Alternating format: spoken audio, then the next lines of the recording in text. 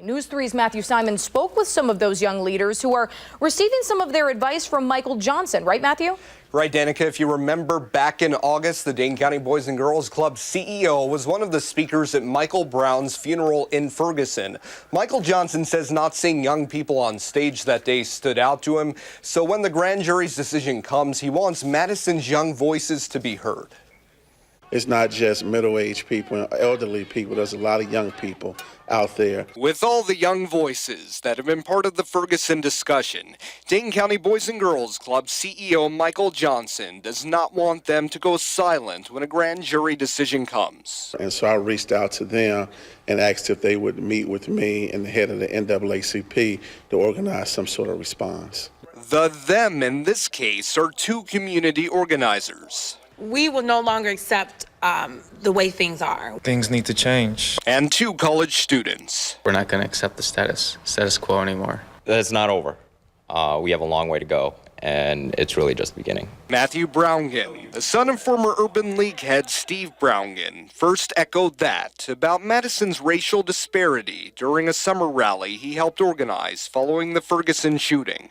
And that's really the larger point at hand, that it's more than just Michael Brown and Darren Wilson. It's much more than that. Much more, Browngen and the others here say, than whether or not Officer Darren Wilson's indicted.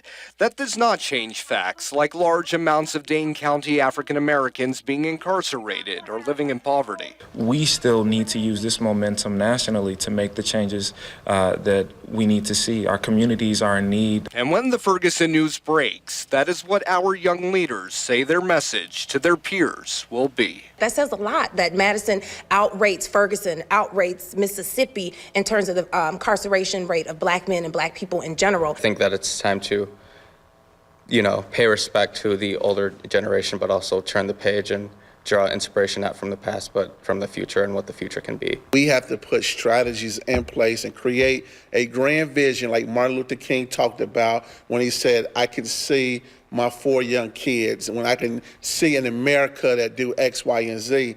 We have to set that same kind of vision for Dane County, and I just don't think we have it right now at this moment. And these young leaders are talking more directly about taking action. They say that means examples like holding up signs at a football game or buying billboards to help the community understand the message behind the meaning. They hope that will create action in turn. The younger groups actually have a central Facebook location they're communicating through after the news comes out from Ferguson. They plan on gathering downtown for what they say will be a peaceful rally.